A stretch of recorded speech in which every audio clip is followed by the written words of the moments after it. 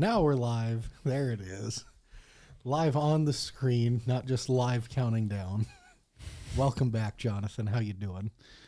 I was doing good till I got to the office this morning. I was like, today's going to be a great day. You saw And me then sitting here.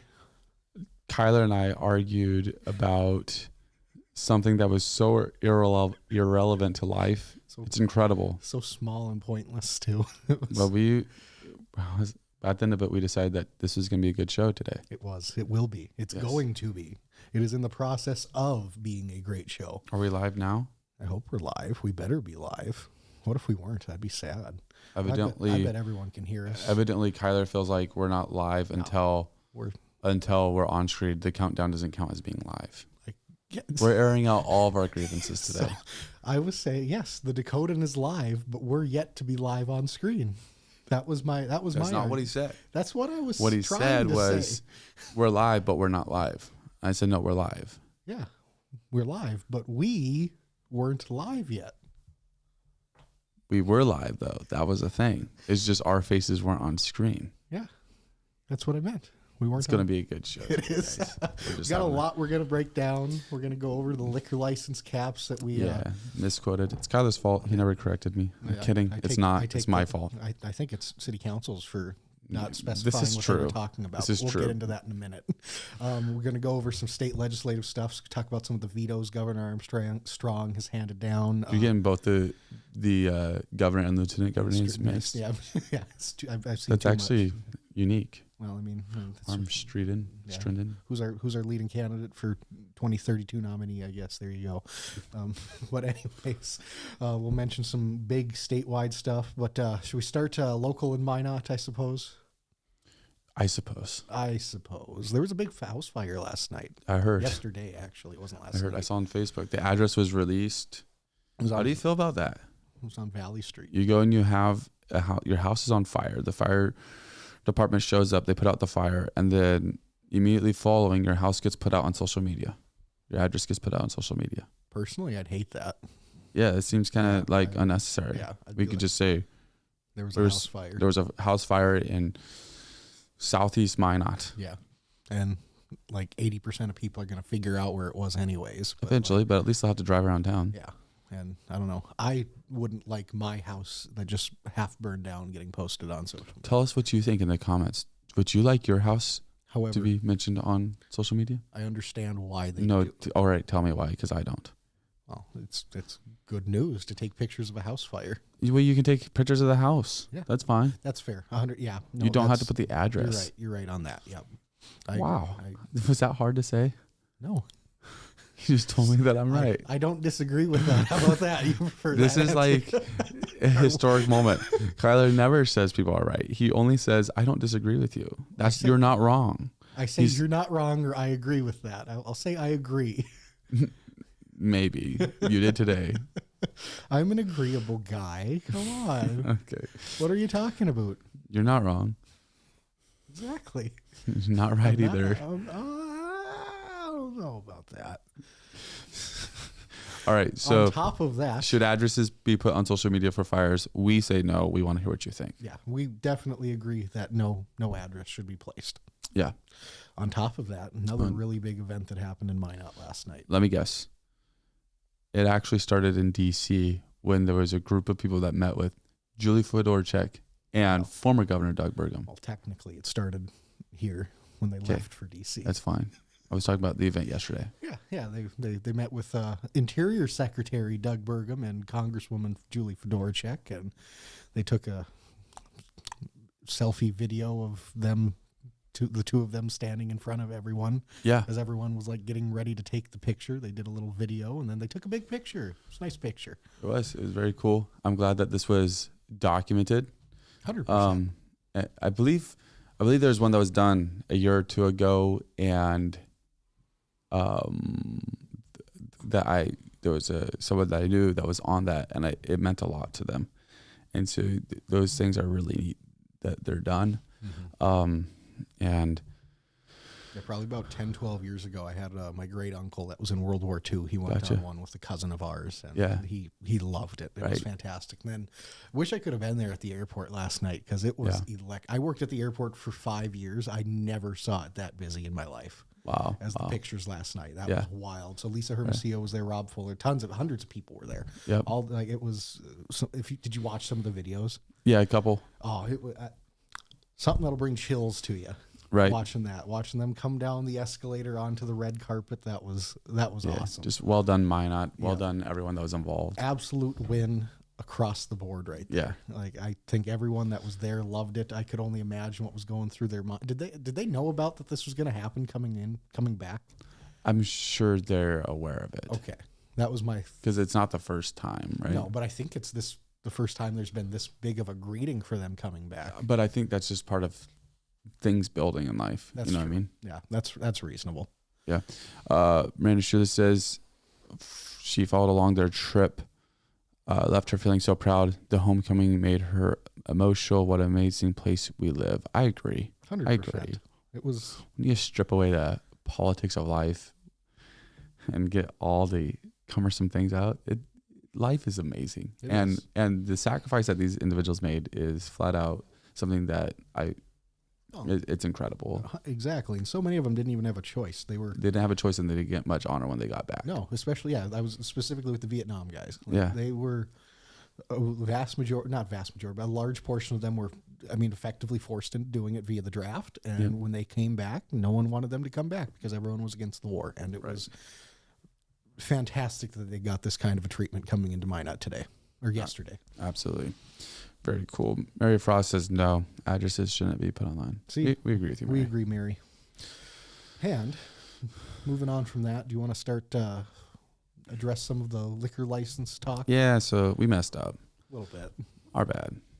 It was a little misquoted from our part on the. It was a lot misquoted. Yeah. It's not that we're trying to cover this up. So before we misquote it again, let me pull up some facts for us here. Yeah, and just a little context. When we were sitting there listening to the city council meeting, live or in hindsight, they went through these. They had all of them had prior knowledge of this. They'd read them over prior. Which was actually really hard to read in the agenda. It wasn't very clearly laid out. And when you looked at it in the memo, it was not very easy complicated. To read. Yeah. Like, my eyes still hurt thinking about trying to read that last week. But your eyes hurt thinking. I could imagine that your eyes would hurt if they thought. It's crazy how that works out, isn't it? There are two little brains there. Yeah. But they were all very knowledgeable on what was going on. And to the general public that didn't have that baseline of knowledge that was in the committee meetings or had read the memos prior, it got a little confusing as to what specifically they were referencing and talking to. From my feeling, my perspective does not change on it, but we'll go through the options. Yeah. So option 1 would simply maintain the status quo, keeping the cap in place. Option 2 calls for removing the cap entirely and reducing the license fee to a more accessible figure. And that would provide no compensation to current license holders. Yep. That's the big one with option 2. Option 3 was the Kevin Black plan. Seeks a compromise. It would remove the cap, but maintain a high minimum license fee around $100K to $125K and give existing holders the first right of refusal on new applications. Option 4, known as the Pittner proposal, goes further in balancing market reform with fairness. It would remove the cap, drop the license fee price, and compensate current license holders with a one-time $25,000 payout, plus a 20-year waiver on renewal fees adjusted to inflation. The waiver would be transferable along with the license as well, providing added long-term value. In exchange, license holders would sign a waiver of legal claims against the city, reducing litigation risk. Those are the 4 plans. Basically, we went and thought that everybody was going to get the $125K payout in the Pitter plan. That was basically the biggest deal. Yeah. Here's the deal on this. My thinking doesn't change. I think that we should, and I've reversed on this. This goes against free market thinking, perhaps, but I think based on the current setup, I don't think we should remove the cap. And this is where Kyler and I disagree, because I feel like our city should have these things, should be able to control these things somewhat. This is an area where there should be a minimal portion of control. And so this would allow for that, because there's no way you can go and discretionarily deny licenses. Yeah. So if you have an unlimited cap, you can't just be like, well, we don't want you to have a cap. We have too many bars in town now. We don't want another one. That's so fair. you can't. You can't release all control. Yeah. And I know that's not some would say that's not even a conservative point of view right there. So, and I understand that. But I think just with the two way things, the system is set up currently. Yeah, because of the way the system is currently set up, because we already have the cap in place. But secondarily, also because I think that this is one of those areas where the city should have a little bit of more input on versus just restaurants and allowing the free market to dictate. That's fair. And so much of it, there's a state aspect too that has, there's some state ordinances and stuff that leads to what I was mentioning last Tuesday probably not being a possibility. If you don't remember last week when we had Ross Australia on, I was talking like, hey, if they were to remove the cap, that could open up gas stations to, like every gas station to sell liquor effectively at that point. And I think there's like some state ordinances that wouldn't allow that to take place. Well, because I think that maybe they can or cannot do liquor, but they can definitely sell alcoholic. Yeah. It's just in a separate portion of the store. Yeah. It can't be in the main portion of the station itself. So I struggle on this one personally. I am all for the free market and the city not being the one to dictate this. Me too. However, there are a lot of caveats in this situation. One thing that I struggle with, and you can argue that it shouldn't be this way, but it is this way, and we have to deal with it. The people that own these licenses currently hold them and think of them as an asset, and that's something that they paid for and expect. I mean, maybe not as a growing thing, but something that's not going to lose value either. And I struggle with having the city pay them out. I don't know if I necessarily like that in the couple of the options where there's a payout system for. Oh, so you didn't even like the buyout? I don't love the buyout part of it. That's my biggest thing. However, I think that if there is to be a removal of the cap, they're deserving of some kind of compensation. So I really struggle with that one. I agree with that. There's a cyclical pattern to that one that I struggle with. However, the part that I think I could get on board with is if the cap stays in place, there is an extension of the cap. I think open the cap up you can figure out the number or the percentage that they want to use for it, but I feel open up the cap and maybe make it a little bit of a less restrictive market. Yeah. But at the same time, the way it's set up right now, it just feels like too few people hold too much of the stake in the game pretty much. And I would like to see it opened up a little bit, and with those same people, again, you can argue that maybe they shouldn't have paid this much, or the value has been artificially inflated at this point. Right. But it is what it is now, and I think that if the cap was to be removed, they probably should be deserving of compensation. But since I'm not on board with the compensation, I think my final take on this after a few weeks, frankly, almost a year of this being in the background, I'm probably for keeping the cap, but expanding it. I think that's my final as of right now. Which is even different than last week, I think. Yeah, I know it is. It is, for real. Like, this is something that if evolving. you actually think of it and look at it, and then you actually take the time and read the proposals that they have, all four of them, it takes a little bit to... So I don't think that the payout should be greater than what the price of the city was. Okay. Because I understand how it's an asset and all that stuff, but I am not overly concerned.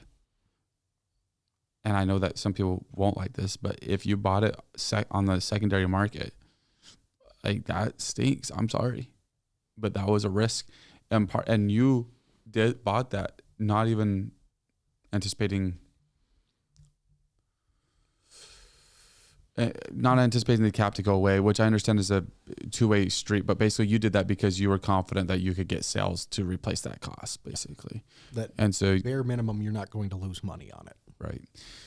So, and I know that's a two-way conversation because it could be like, yeah, and with the cap, we would have been able to, but if you remove the cap, then we're going to get flooded with people in our industry, and then we won't be able to maintain the sales that we were anticipating, and maybe even we already had.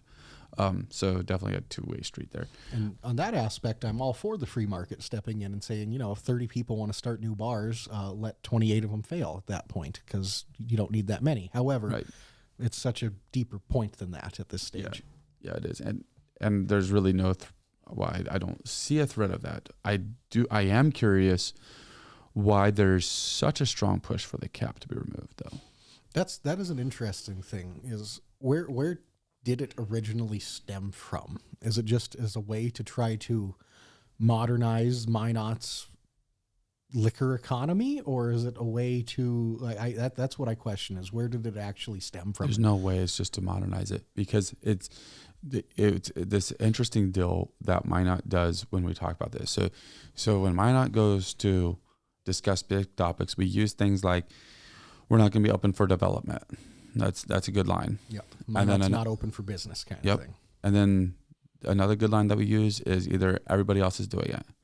And then for this one, we use that we're going to be a leader for this. And it's just different. Independently, it's a fine argument. Yeah, but what I'm saying about these is it's just unique statements that we use when we're going and trying to make points. Yep. So it's not that, I don't even think it goes back to modernizing, because what are we modernizing it to?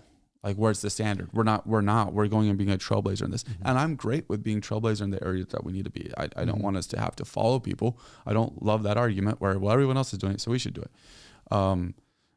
And stuff. So I don't know. There's gotta be a reason. I don't know if people are dying to get into the market. I don't know if it just feels like I guess what you're saying, it's an antiquated deal. I think that just reviewing it every 5 years or so would be something that would allow it to happen as it should.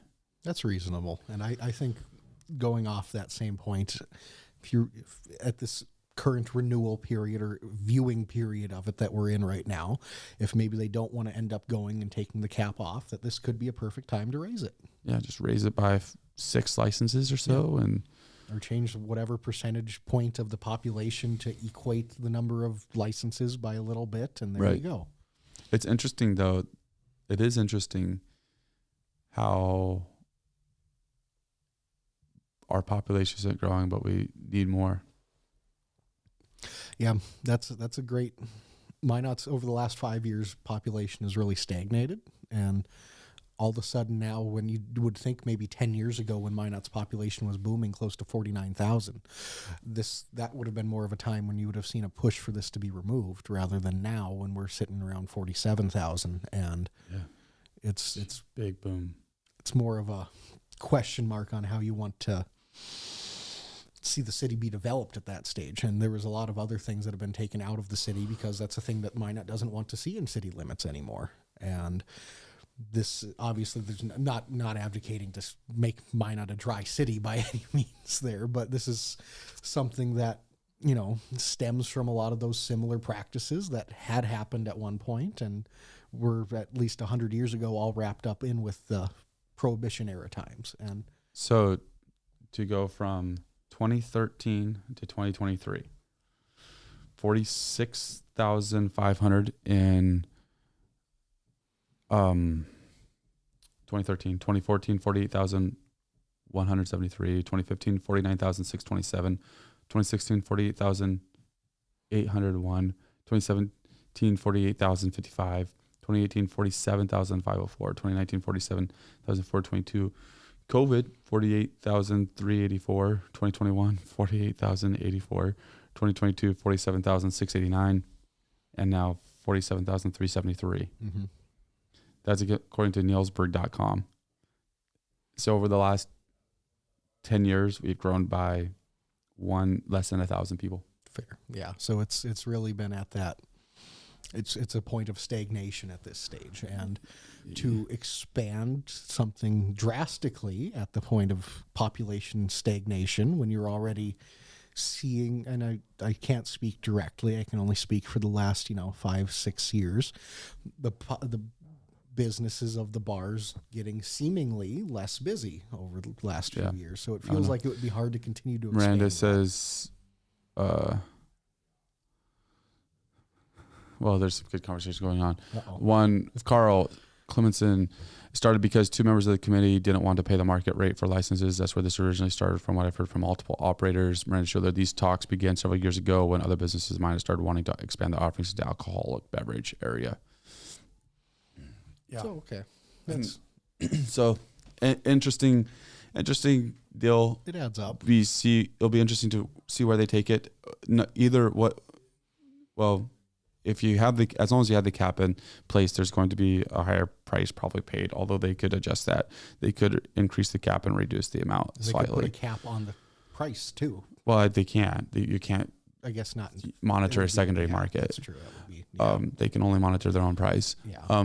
But if you went and you increased it by a few, you're gonna generally solve those problems. Except the price for the license itself. I mean, that's probably not going to come down too much. Yeah. So. Just with, like you said, on that secondary market, it allows itself to become artificially inflated at that point. Yeah, absolutely. So expect something on this probably next Monday at City Council, I would say. I think that we can't guarantee it, but it sounds like that this will probably be on the agenda next week as well. Well, we'll be looking forward to this agenda coming out Thursday or Friday. You betcha. Thursday night, I think. Yep, Thursday night is when it only happens. So, yeah. I look forward to it. I hope I'll be at City Council next week. I can't guarantee it. Yeah, I'll be for a little bit. Where are we going next? You want to? Is there anything else city related you want to dive into before we start? I think we hammered. We covered things really well. I mean, there was some misinformation that was given out, which we've been guilty of doing stuff like that. Candidates can't start collecting signatures until May 3rd. Yeah. So that's an important date that we'll be looking forward to. Yeah. Right now, we only have candidates that have said they intend to run and that they intend to collect signatures. That date opens May 3rd. Yeah. That's when the candidates can officially start collecting signatures for the special election happening in August. That is true. That is true. Yes. And then the signatures are due by June 2nd. Right. They have to be by 4 p.m. Yes, 4 p.m. June 2nd. Signatures are due and must be verified. At that point, you are then officially a candidate for mayor. Right. And so that means in June, we'll be kicking off our candidate interviews. So Jonathan's going to sit down with them, give them all the hard-hitting questions. I look forward to it. We're gonna have fun interviews. They are. I know. I look forward to this legitimately. Me too. It's gonna be a good time. I'm excited for that. I hope they all are willing to do them because I'm looking forward to them. I know. I hope they're all willing to sit down. At least I hope they're willing to come on the live show with us, and so I can be a part of it too. I look forward to it. Yeah, I know. Jeff Hader makes a good point. How much has Burlington, Surrey grown? Seems like a few people are moving out of city limits as there are less restrictions. Yeah, it's a good point. Mm-hmm. Surrounding areas might be growing with the Minot populace. I have to look at the greater area. Yeah, because that is actually a great point. But okay, it's a great point. But then Surrey can also have. Well, I was going to say that because the Minot itself has been stagnating, but the Minot metro area and Ward County, I'm pretty sure, has still been not largely but growing over the last decade. At least in eligible voter numbers over the last 8 years, it has been. I can say that for sure. But otherwise, Minot city limits, different story than the Minot metro area, which is a weird term to even say, the Minot metro. Yeah, it's a great metropolis. Angel Dog 4, too bad the May 3rd is on a Saturday. Means they lose 2 days to get signatures. Interesting point. It's fair, but... It's a fair point, yep. Yeah, I don't know. If they can't get them in that time frame, I feel like How many signatures do they need? 300. There's a different issue that arises at that stage. All right, sounds good. So let's go to a quick break, and then we'll be back to talk some state stuff. State stuff. In the demanding world of oil and gas, precision, safety, and efficiency are non-negotiable. Unmanned operator drone services revolutionizes how you monitor, inspect, and manage your operations. With cutting-edge technology and expert operators, we deliver real-time data, detailed reports, and actionable insights for our valuable clients. Why risk the safety of your team or waste precious time? Our drones access even the most challenging areas with ease, reducing downtime and enhancing safety across your sites. We take the guesswork out of your projects by offering LiDAR, mapping, and inspection services so that your projects stay safe, on budget, and on time. Unmanned operator drone services, where technology meets safety, precision, and efficiency. Contact us today to elevate your operations. Yes. We're back. Pow, pow. Oh, I missed it. No, Did you? we're good. Yeah, okay, I was going All to right. say, oh no. So, where are we going next, Skyler? Let's talk some state stuff. There's been a lot that's gone on. There has. We missed you last week when we were talking about some vetoes that Governor Armstrong handed down. Yeah. That did both end up getting sustained. Yeah. Well, let's start with 2160. Sure. 21's that is the most recent one that he just technically vetoed yesterday, I believe, but it still has to go back to the House to either be overridden or sustained. That one, what one was 2160? I know he just did that one. It was about the state health. Oh, excuse me. Yep, with the state. Yep, for state health insurance for state employees, where they would have ended up having to pay a little bit of a premium themselves, where they wouldn't have had to in the past. It would have allegedly made it more in line with the Affordable Care Act on a national standard. It was a very narrow vote in both the House and the Senate, and then when it actually came. It passed both houses. Governor Armstrong ended up vetoing it yesterday with his big veto stamp. Yeah. And so this is something that's interesting because there's to me, this one falls into a really unique realm for a veto. Why is that? Because this isn't something where, hey, I don't agree with, this is not how government should be operating. Mm-hmm. This is not whatever. This falls into an area that's outside of all those. It's just, there's got to be more preference that's just placed on it. Like, I don't think it's time for us to do this yet. Mm-hmm. I guess maybe there could be something that's said about ACA, the Affordable Care Act and all that, and not wanting to directly comply with it. And so being grandfathered in and allowing that to continue to be the basis for this health plans. But to me, it just falls into a different area on this one. And I didn't really like this veto, honestly. You didn't? You No, I okay didn't. with this one going through? It's not that I was for or against the I know, bill going it's in. more just the fact. It's that just, why are we vetoing this? that's fair. I see what you're saying. Yeah, it's not even the fact that it was a tight vote in the House and Senate. It's why does he feel the need to maybe come and step in and veto this of all things? Right. Yeah. Yeah. If it's time to do it, then it's time to do it. If it's not, it's not great. But I understand him vetoing the book ban one. Mm-hmm. Okay. Whether you're for or against it, I understand the reason why he might would. It, yeah. I may not agree with his logic, but I understand why that one could be vetoed. Yep. Okay. I understand why some of those ones are vetoed, but this one just seems a little bit different. This one definitely stuck out a little bit in that regard. I agree with that. Twice in one show. Two for today. But no, and I think it is questionable that he decided of all one. I think it so much had to be with him. I mean, just bluntly with it, him probably feeling that he wanted to try to protect state employees and get them on his side. So he didn't want to have them possibly incur an additional health care premium cost. Which I think there's just, and he knows well, but there was just a lot of misinformation, I think, around this bill. That's reasonable. Yeah. I think so much that was much of the narrative out there with it was that this is going to hamstring state employees and make them have to pay like tons of premiums out of pocket. When you go and listen to the discussion, it sounded like there was actually stuff in it to help cover those premiums and stuff. I don't know. It's interesting to me. But the narrative, I mean, I was at the Capitol the day that this was voted on in the House when it passed, and just out in the hallway, you get to hear conversations involved with the person that's high up in government and state government. And they're like, yeah, did you hear that? Sounds like they're going to actually go and pass a deal where you're going to have to start paying for your health insurance again. And that's just the narrative that's being handed around. That's a simple talking point. And it's like, okay, so I'm sure there's got to be more to this than just straight up that. And that was before I knew anything or too much about it. And then I go listen to the discussion. I'm like, oh, this actually makes a little bit of sense what they're trying to do here. So I think part of that was now maybe it would increase premiums dramatically and all that. great, not great. Fact of the matter is, if it's going to be used, if the veto power is going to be used just ad nauseum whenever you just feel like it, then not a fan of that. That's true as well. That's on any level has this possibility to be executive overreach. However, Whatever that is. Yeah, there's still a chance this could get overridden. Very slim. It's not likely, but it still has to get sent. I think this one was a House bill, right? This one was a Senate bill. It was SB 2160. Yep. So it's going to get sent back to the Senate, and they'll have to have a 2/3 majority vote. I think 32 votes to vote in favor of it to override.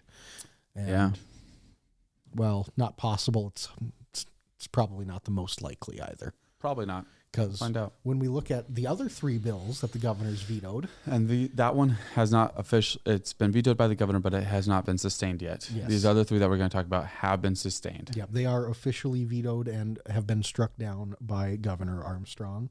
Should we start with? Let's start with the House bill. Let's start with 1540. That was the Education Savings Account bill. Yeah. So this one's an interesting one. Would have created like a state-funded education savings account program I think it was for students that weren't enrolled in public or homeschools, something like that. It was along those lines. This one was Koppelman's, which was you talked with him about this even, slightly, but yeah, this one was just to basically affect private schools. Yeah, most I understand. Yeah, more than others. Yep. Mm-hmm. Yeah, it wasn't going to affect homeschoolers much at all, and it was going to not affect public schools much at all either, I don't believe. It was more for private and the newly signed charter school bill that came in. Yep, that's where it affected the most. Yeah. So this one got vetoed, but what was interesting about it is not that it just got vetoed, is that the governor then said, focus on the Axman bill, and that also failed. Like the next day when it got voted on in chambers, got shut down. Yeah. Fairly, not hard, but it was more convincingly than I would have expected. Right. It ended up getting turned down. And that was a crazy one. That was a crazy one for sure. So it looked like, and the word on the street was, one of these are going to pass, and one of them did. Just got vetoed. Yeah. And then when it got sent back to chambers, it got 45 votes for in the House, and it needed 63 to get overridden. So I mean, they didn't have a chance to get overridden. To get overridden. But so that's interesting. No education savings accounts. There's a lot of people that are going to be disappointed in that. I know that there was some statements that were put out by some of the affected institutions. Institutions weren't really the ones that were affected, but that's where you heard a lot of the. And that was a lot of the clamor against the bills, because it felt like, as Kyler has said many times, public money going to private schools. They didn't like that. That was maybe you don't care about it, but in general, the public were upset by that idea. And what was interesting it was across the board. So obviously there's a huge presence of Catholic schools in North Dakota, right? Yeah. And so there was a lot of statements that were being made by those, and people that may have even went to Catholic schools were coming out and saying, hey, not a huge fan of this. But there were a lot that were saying they were in favor. Overall, you and I were on different ends of the spectrum. I don't feel like it's public. It is public funds going to private schools, but it's not public school money going to private schools. And I get where you're coming from on that. I will stand by my because you feel like you have a leg to stand on. I barely. It's a peg leg, but it's a leg nonetheless. I've just changed the wording of the Constitution a little bit, and I'm fine with it. Yeah, just change a couple words around, and I have no issues. That's my whole thing. Yeah, but there's no need for us to get into that. We've done this one before. We've hammered this one. What you wanted to say is that public money can go to private schools. Public money can go towards any education, the education of any student in the state of North Dakota. Which would create a mess. Probably. Because suddenly public schools would become defunded. Do you think so? Because you no longer have something protecting you can literally put money towards schools in North Dakota, and it can be allocated towards private or public schools. It was saving the allocation of the public school funds to go directly to public schools, not just to schooling in general. So then the legislators could mess with all of the school funding and say, you know what? Your money's going to follow you. Your full stipend's going to follow you anywhere. So if you're if you're in an area where it's $14,000 a pupil, that can follow you to a private school. And now you have a problem rather than finding new funding for the education savings accounts that affect small deal. So I think if you go and remove that, then you actually hurt yourself, or not yourself, but you hurt the intent more than you help it. I won't deny there's a possibility of that happening. I don't know how it would play out. I would have to look into it more. But it would have to get votes, obviously. Yeah, and it would all I'm saying is there could be a movement for that. I could see that. I can definitely see that. And again, just surface level of it all, I think largely we're both in favor of the idea generally. Yeah. I think that's fair. But yeah, there's the semantics of it and the ambiguity of it all that we struggle to come to terms on. But so does the state legislature, clearly. I mean, well, I don't think they were struggling with the ambiguity of it. They were struggling with the idea of public money going to private schools in general. Yeah, that's fair. Not the public school funding. And so, but as it is in the legislature, after a vote, you just move on. So on to the next one. That was the closest, though, of all of the vetoes to be overridden. It was in the Senate. They needed 32 votes. It got 25. Wow. So that was, I guess unless the 2060 or whatever has a higher likelihood of getting more votes, which I kind of doubt, but we'll see how that one plays out the next day or two. Yeah, for sure. Then after that one, we'll go to, let's do 2307. That's the this one I'm not as familiar with. That's the library. Oh, yeah, I got it mixed up with the prison one. Yeah, this is the library bill. That was a lot of talk publicly about this. This one's a tough one. Yeah. Because the arguments on both sides are strong. This one made national headlines when Governor Armstrong vetoed. All right. To be fair, when we say national headlines, it made national conservative headlines. Yeah, this is true. It wasn't CNN. Yeah. Minot has made national headlines, and everybody can pick that one up. Yeah. This one was just the conservative news networks calling out Armstrong for vetoing a book ban. So then he's for illicit content in libraries.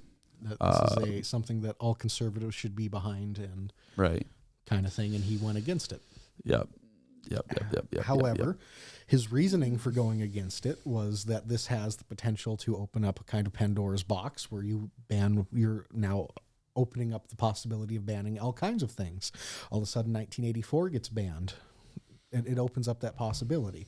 It's not saying that obviously no one wants to have these greasy books with their kids that they should be reading. I mean, in a school library, that's weird and that's gross. But there's a further point to that this is. I mean, I think when you say no one, that's maybe a little bit broad because obviously they're there and there is a little bit of an issue. And I agree with that, and that issue needs to be addressed. I'm not disagreeing with that. I'm just saying this stems as government overreach, telling the school districts, and not just school districts, but people, what they can and can't view. And I think it doesn't tell people what they can and can't view. No, that's true. A terrible argument that has come up, though, and it's worth addressing. Nobody said you can't go buy that book. No. Nobody said that you can't read that book. Said you can't get it in a library. You just can't get it in a library. Yeah. And I understand that some people use libraries for their stuff, but I mean, there's nothing wrong with that. If the Bible was banned from the library, and there would be a huge outrage over that, if you can even check out a Bible from the library, you just go buy your own. Yeah, that would be the simple solution. My biggest argument for it is that since the state owns and controls these institutions, the libraries, they pay for them, they have that purview and right to do so. And they have the purview and right to do what? To say what can and can't be shown there. That I don't disagree with. Yeah. It's the fact that you are. It just feels like this is a slippery slope that could be going. I agree down. that it can be a slippery slope. I don't disagree with that.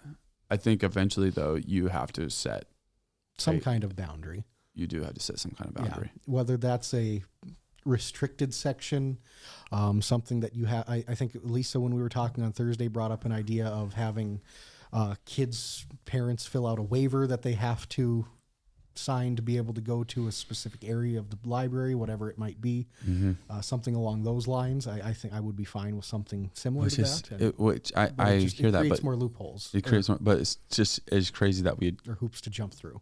It's almost crazy that we'd go that far in length in some of this stuff. Where every kid to go to the library has to sign a waiver. So, like, if we're that aware of it, then, and maybe that's a move, because I think to me that sounds scary. What am I signing a waiver for? No. Yeah. And that promotes discussion between the kids and the parents at that point, right? Or possibly the parents in the school district. Parents can go to the school district and say, "Why do you have these books in the library in the first place?" Yeah, it definitely an interesting one.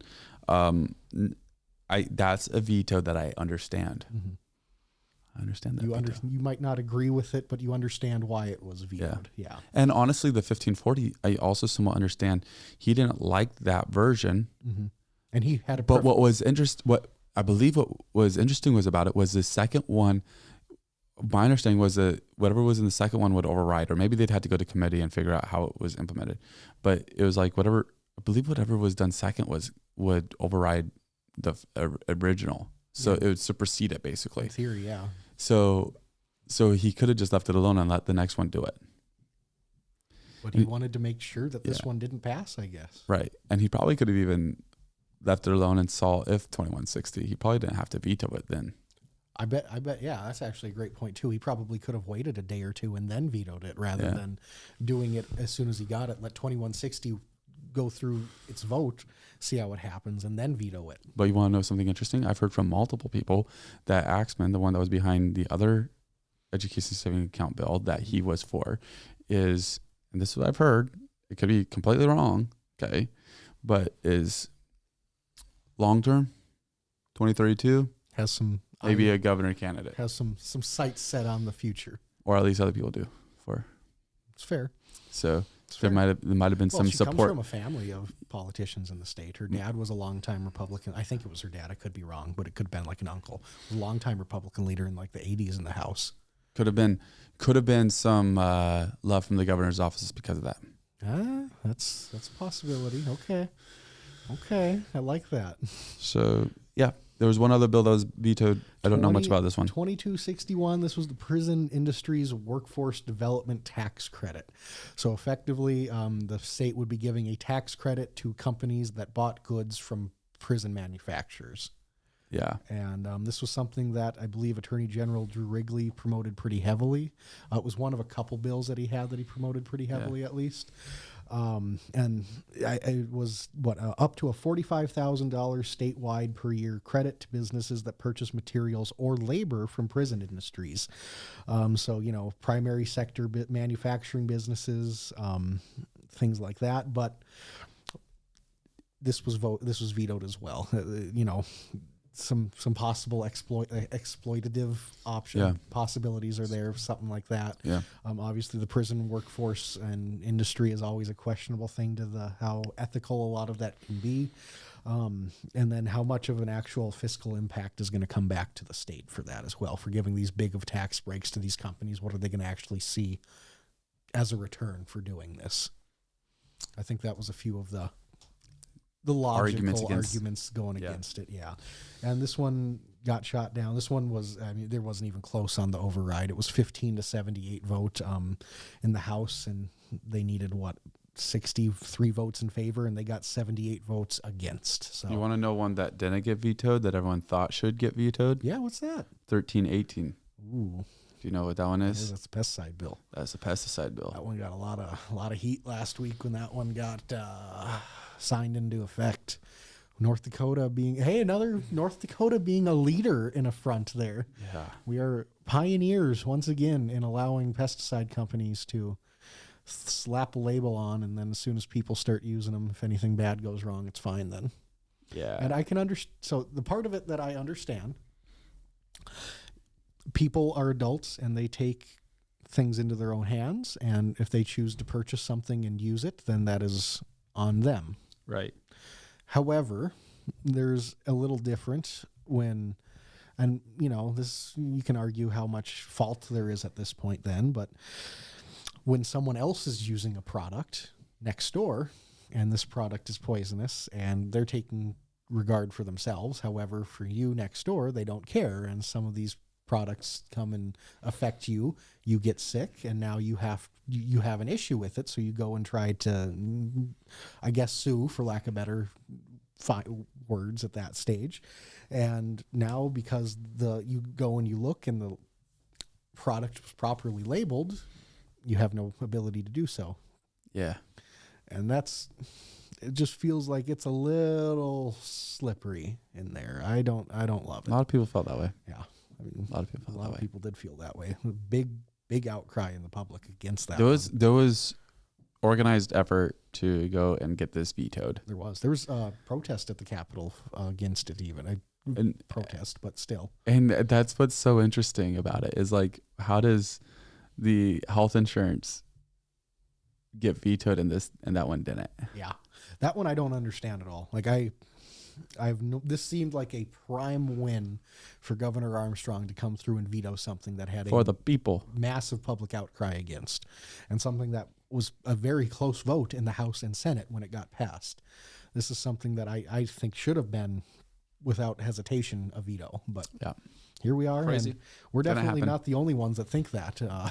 No, we're not. You can look pretty much at any comment section on social media of anything talking about this bill being passed, and you'll see very easily that this is something that is not popular across the state. Not popular, man.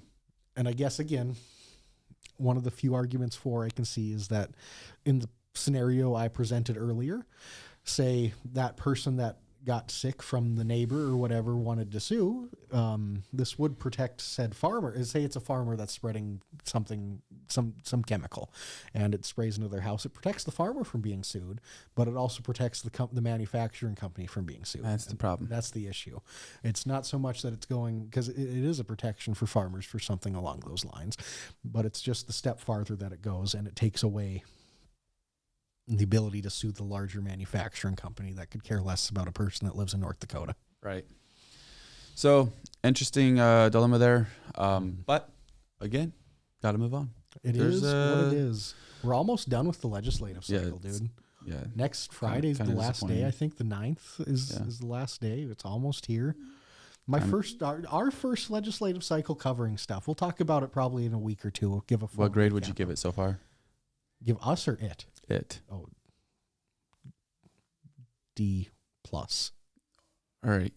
What's one thing that you wish that there was better taken care of? Just one thing. That's shouldn't be hard. Property tax. Yep. Yeah, I mean, that's the easy one. I think that's the consensus, Yeah. and I think it's not taken care of yet. No, it's so there's still a chance it might be properly taken care of, buddy. And you said, what's your grade as of now? So there you go. I don't think property tax is going to get taken care of. I don't think Armstrong believes it's going to get taken care of the way it is anymore. I think he's actively he's given up on, no, I don't think so. I think he's campaigning to get it more. I feel like he's resigned to where it's going to happen at this point. There's something still going to get passed, but you're even seeing the narrative being framed at this point now. It's no longer reform, it's relief. Yeah, that's true. Property tax relief is going to still be passed down, but there's no kind of reform that's going to, and I shouldn't say for sure, but seemingly it's not like there's going to be much of reform that's actually going to come from this. I agree. And again, we mentioned this last week with Roscoe, but we came down so hard against 1176 at the start with the governor's tax bill. This is something you alluded to. Yeah, and now all of a sudden, the little reform it had, it's pretty much getting thrown out. Yeah. And, well, you said that, though, that it was like the best option now. Well, compared to nothing, yeah. Yeah, compared to nothing. But at the same, I still want real reform. I want actually to go through and figure out the evaluation process better. I want to see actual changes happen to the system rather than just putting a cap on things. But agreed. Again, something would be better than nothing, and if it doesn't work, we'd have a chance to fix it in 2 years. But it looks like okay.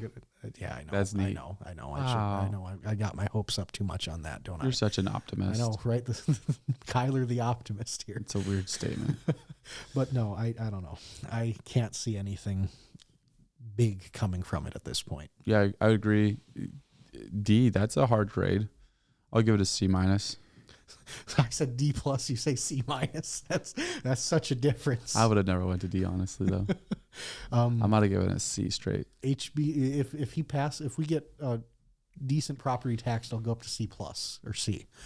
But at this point, D plus. Yeah, there's no way we're getting decent property tax. No, because 1318 passed, and he one of the few things I'll give him credit for is he did veto the library one. So I was not a fan of that. The book ban? Yeah. Yep. But did you like the bell-to-bell school, cell phone ban? Not ban, but Personally, I would rather see it at the school districts, but every teacher I've talked to wants it to happen. So I am all for it. But it sounded like the school districts didn't want to mess with it. Pretty much. It sounds like this is the only way it's going to actually happen, is that the state mandates a school have a policy for it. And that's one thing that's unique in government, though, is not unique. It's not unique at all, actually. But that happens far too often in government, is that there's constantly the passing of the buck to the next authority. It's the thing. We've seen it in Minot over the last 10 years. I mean, the turnover from city council that we've seen, then you look at the state legislature, property tax has been something that's been for 12 years. That's been going on at this stage that they've been talking about. And it's just the buck keeps getting passed down and down. Now you see a bigger push than you have recently come forward, and still nothing comes of it in the end. Another M4 is being talked about. Somebody says, probably. Who knows? That's Measure 4, Yeah. where there was great property tax where they reform that would have happened. It would have forced reform at that point. And again, I think so much of why it passed is because there was no plan for it. And when you have no plan going forward, this is what we get. Here we are. You have 50-some people come forward with bills. You have 3 rise to the surface, and then no one can agree with them. And if you don't like it, go vote somebody else in. Darn right. Voting starts next year. One more topic you wanted to talk about? I got 2, frankly. You got 2. You should have told me the other one. Term limits. I think we talked about this one. Yeah, we did, and I bit. took it off. Basically, the latest update on that was that the move of the start date did not pass. That one did fail. So we're just stuck on there being a ornery little measure that's going to be on the ballot next fall. Next general election. Yeah. November of 26, we're going to be voting again on the... Do you think it passes? I think it passes. You think so? I think there's a chance it passes. I think there's a chance. I think it's going to be close. Yeah. I lean no right now. But when I say chance, I'm not saying one of your 1% chance things. I'm saying it's 80% plus. Fair. I give it... I'm leaning no right now, but I'm putting it pretty close to 50-50, I would say. 50-50? I think it could be decided within 5%. I agree with that right now. I think that is very good likelihood, especially just... I think it's scary right now. I think there's some people that might be a little bit like, dude, term limits is actually going to happen. What are we going to do? We're going to have to be done with our job. We're going to have to leave the North Dakota State Legislature. No, that's not what I'm talking about. I'm talking about citizens, people. How are we going to get people to step up? Yeah. How are we going to get people to run? Who's actually going to be the next person? I actually kind of like the person that I vote for. Yeah. Stuff like that might be coming up in people's minds. And so then it could affect how that vote goes. And also, it's been said, and whether it's true or not, we've talked about it. It's been said that the first time around, there was a little bit of misunderstanding. Some people thought that they were voting for federal term limits. Yeah. And I think I was going to mention that too. I think there's a lot more of an educated populace on the subject now, having by next year 4 years to figure out what we're talking about at this point. Yeah. So could be a little bit of a deal there. Yeah. I can, it'll be contentious next year again. It always has been. It'll be interesting to see how those marketing campaigns go. Yeah. All right. Term limits is done. Last one. I know you don't like this one. I don't think anyone likes this one. This one's just gross. It's the Ray Holmberg situation. I had a chance. Well, I saw Friday night when I got home a little later, 11 something at night, that the full report had been published. It was redacted, of course, so I had a chance to sit and read through it. I stayed up way too late reading just some utter filth and garbage. It's nasty. And it is. The thing I just want to state clearly, you can find, if you are desperate to find it, I can send it to you, but it's pretty easily available now. I think KFGO was the ones that originally published their request for it. It's so in 2017 there was just there's hundreds of messages that were published. I have 2 points I want to make. One, just the sheer disregard for power that he had and how he held it at such a premium. Effectively, he knew that the leadership position he had held such a stake for people, and the role that Holmberg played just had such a level of influence. I'm not going to read the full quote, but I will stay. This is from one of his emails. I will stay in power as long as I don't get caught in a motel room with, to paraphrase a minor. And you can assume the rest. That's a straight quote from something he was talking about with one of his friends. And it's just disgusting. Then you can go further into it. And the other really big takeaway I had was going into this, we had heard that, there were contacts made between him and the Attorney General, Wayne Stenjum at the time, but it sounded like it was a couple of texts that were one-way messages kind of thing. And it wasn't anything big. Well, looking at, and it's still, you can argue maybe it's not, but looking at the call logs that they played out, there were multiple texts that were, at least in a couple ways, reciprocated over about a 1.5, 2 month time period. There were multiple calls. Holmberg left numerous voicemails, and one call that was taken lasted about 11 minutes between the two. And that call took place 18 days before former Attorney General Wayne Stenjum's death. So there's just a lot of interesting things going on with that. That timing is very odd. Yeah. I mean, you can say that he knew that the stuff was going to hit the fan, so he was probably already, I think he had heart issues prior, so this could have been something that just accentuated it and put his stress levels through the roof and put him out. And anything past there, I'm not going to speculate on live, but that those are my two biggest takeaways from that. Right. Yeah, no, it's a terrible situation, and it's going to be interesting to see how deep this goes into. A lot of people are saying the Republican Party, so it's going to be interesting to see how deep it goes into there. See if there's any other names that are pulled into it. There's already been a few. There have been, and there have been statements quickly crafted where people are trying to distance themselves as fast as they can, and for some of them, it's not working. The statements are not working to the degree that they were hoping. So we'll see what happens there. Yeah, it's going to be something that's going to be very interesting to see play out over the rest of the summer. Attorney General Drew Wrigley has been very vocal in some of his statements of putting things out there and how he is not a fan of what happened.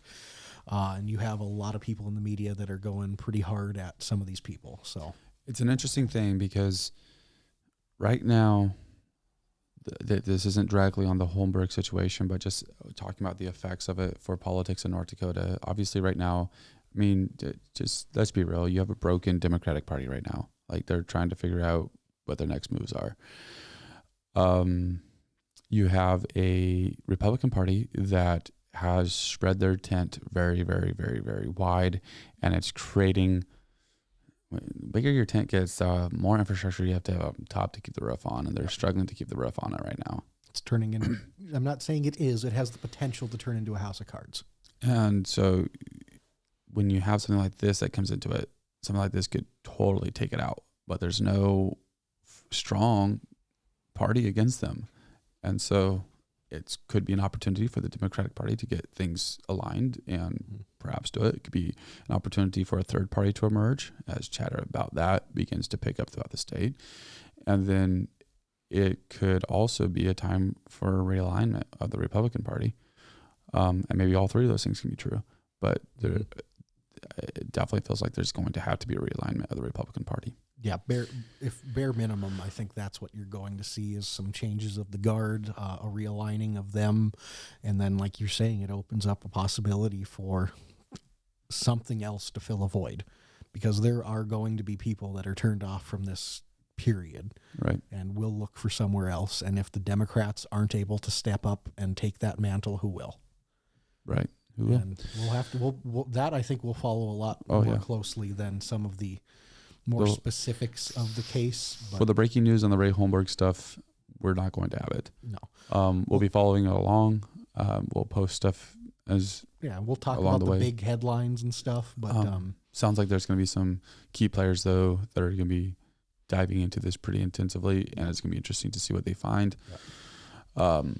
If they, never mind.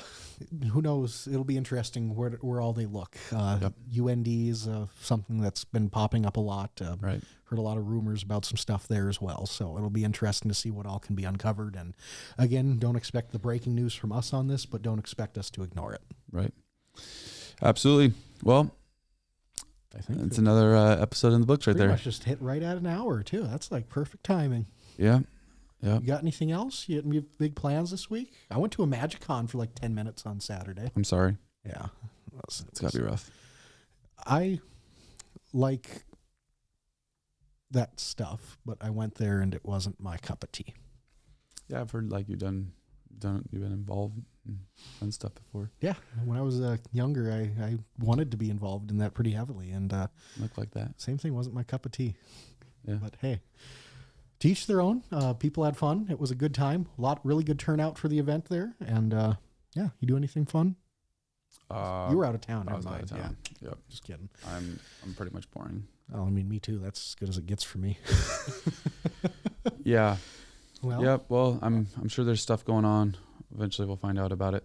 oh, there's always stuff happening. Spring cleanup week going It on. is. That's true. Gosh, we should have mentioned that at the stop. Spring cleanup week, free to the dump. Take all your stuff to the dump for free this week, I'm pretty sure. And check the city of Minot map to see what day they pick your stuff up. It's a big week for Minot in that regard. Yeah. But hey, I think it's been a fun episode, Jonathan.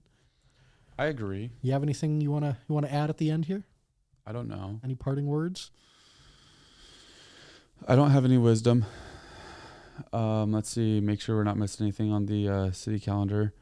Next up is Monday, May 5th, man.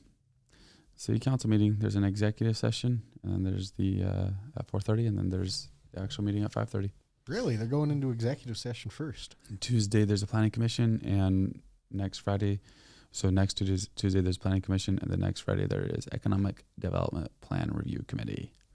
Those are always those have been The interesting. economic development ones are underrated. They are. Those have been interesting since they've popped up this year. Like we try to catch most of those. One of us do. So make sure you keep an eye out on those. It's been a fun show.